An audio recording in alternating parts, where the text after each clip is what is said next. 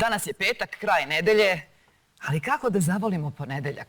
Centar za stručno usavršavanje Instituta za moderno obrazovanje u Beogradu pokrenuo je novi ciklus predavanja pod baš takvim nazivom Kako da zavolim ponedeljak. Gošća hronike je dr. Marina Petrović sa Instituta za moderno obrazovanje. Dobar dan, Marina. Dobar dan.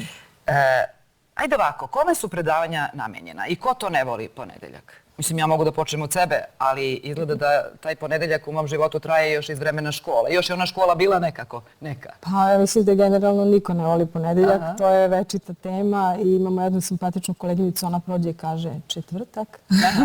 Radujemo se, dakle. A ima i onaj dobar štos sa Crnogorcima kad većaju kad će biti radni dan, pa kažu sreda, je li svaka srijeda radna? Tako je. Ali ovo jeste nešto što je, moram i to da vas pitam, da li ko je nametnuo, odnosno ko je krstio ova predavanja baš ovakvim?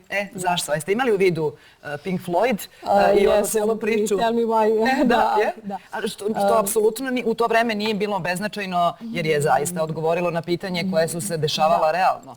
Znate, radi se o tome da je ideja cijelog ovog serijala, ja sam bukvalno dala to ime sa idejom da ponudimo različite modele nastave. Neke primjere dobre prakse, neke tehnike, nešto što će nastavnicima kojima je zapravo sve to namenjeno. Mi se bavimo prvenstveno usavršavanjem nastave. To je negde osnova rada instituta kroz različite centre koje imamo. Ideja je dakle bila da kroz te ponuđene primjere dobre prakse ljudima ukažem na to kako to može da bude zapravo uživanje. Čak i u ovim okolnostima u kojima jeste trenutno naš sistem obrazovanja. Dakle, čak i ovako nametnutim, povremeno neko kaže, i tim programima koji su komplikovani i teški i tim prosto pristupom koji je postao tradicionalan na neki način ovde. To prvo predavanje održala je u tom prvom ciklusu, je li tako, Drinka Savić, ćerka Petra Savića. Sad, mnogim generacijama to nije poznato, možda ne mogu da se sete. Ali reč je stvari o učitelju koji je skoro 90 godina uveo poseban model nastave.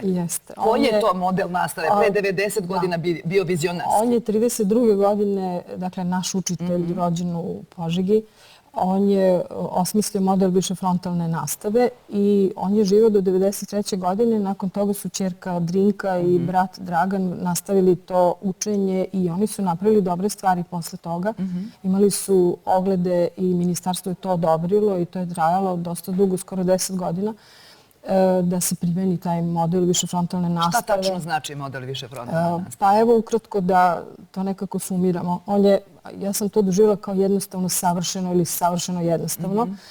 Stvar je u tome da nema školske godine u ovom smislu. Nema predavanja u smislu da nastavnik drži ex katedra predavanje 45 minuta, što je glavna zamerka tradicionalnom obliku nastave, modelu nastave, nego su svi učenici zapravo učitelji. Svako od njih dobije, dakle, nastavnik pripremi materijale, on nema sad predavačku ulogu, nego pripremi materijale, učenici pripremaju iz tih materijala to znanje, upišu u indeks, recimo, odgovaraju za 3, za 4, za 5 i kažu ja bi danas odgovarao, najave se. Nastavnik ih pita, oni ne zadovolje, onda nema cenjkanja. Nema sad ću za 2, sad ću za tako, nego idemo malo da dopunimo, da doradimo vamo tamo.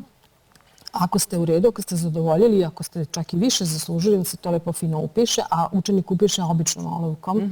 Dakle, ocenjivanje je humanizovano i ono dovodi u stvari učenika u poziciju da bude samostalan, da planira. S druge strane, jednu vrstu samosvesti o tome da ti si odgovoran za to, da je na tebi, da budeš aktivan. I ono zašto je on nazvao to model višefrontalne nastave, jer svi predaju, svi su nastavnici, što je fenomenalno. Tako da je sistem ocenjivanja i svega drugog praktično nešto što nije strepnja, nije stres, nema stresa. I ono što se meni dopalo u toj knjizi Nova škola, on je pisao puno radova i to su ćerka i sin objedinili u jednu knjigu koja se zove Nova škola. On je rekao nema mrkih pogleda. I onda volim ponedeljak. Nisam, tako je. Ali ono što je najbolje jeste da se u više iteracija sluša isto gradivo. Jer vi ćete, na primjer, prvi odgovarati, vi ste hrabri, vi ste spremni i tako. Ja ću vas pratiti pa ću se ohrabriti u nekom trenutku pa ću ja u nekoj trećoj iteraciji. ali svi sve slušaju, stalno se ponavlja, stalno se diskutuje, to je fenomenalno. I tako to znanje postaje trajno.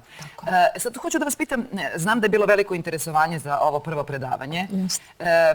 Koliko su ljudi i koliko su, pošto znam da se predavanje pre svega odnosi na prosvetne radnike, koliko su bili spremni, ti koji su došli sigurno jesu, koliko im dozvoljava sam sistem obrazovanja u klasičnim školama takav način rada? Je li bio neko iz Ministarstva prosvete? Ste pozvali nekog? Nismo ih zvali. Mi čak nismo ni imali neku tendenciju da ovaj serijal bude sada, ne znam kako da vam kažem, primenjiv sutra. Toliko, da. I čitav ovaj serijal je namenjen jednoj razmini ideja i tako. Nije imao tendenciju da bude sada eksplozija. Međutim, imali smo sreću da dođemo do Drinke i do te teme koja mene lično opseda već 2 godine. Ja sam bila fascinirana sa time kako ja kao doktor metodike nisam čula za taj model i za tog čoveka, našeg čoveka. Divimo se Finskoj, divimo se svima ostalima, Singapuru i tako dalje. PISA testiranje i tako nešto. Primenjivo je, da se vratim na ovo vaše pitanje, primenjivo je čak i u nekom malom segmentu, u toku godine, u toku jednog semestra, u toku jedne teme nastavne. Znači, ne mora da bude, da kažem, na celom školovanju, ali da bi nešto bilo sistem, nastavni sistem, mora da bude propisano od strane Ministarstva prosvete i da bude definisano u svim apsolutno segmentima, u svim delovima tog jednog sistema. Ovaj model, živi li negde ovaj model?